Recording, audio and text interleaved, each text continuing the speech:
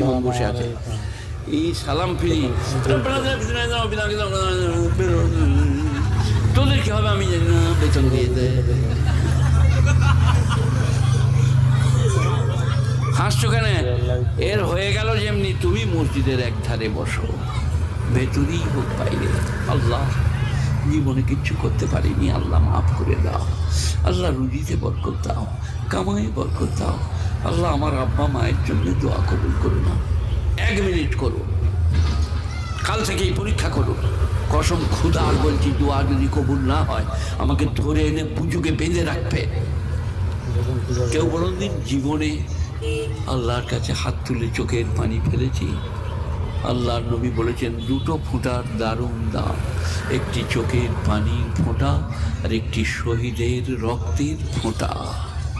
চোখের পানি নিচে পড়ার আগে সব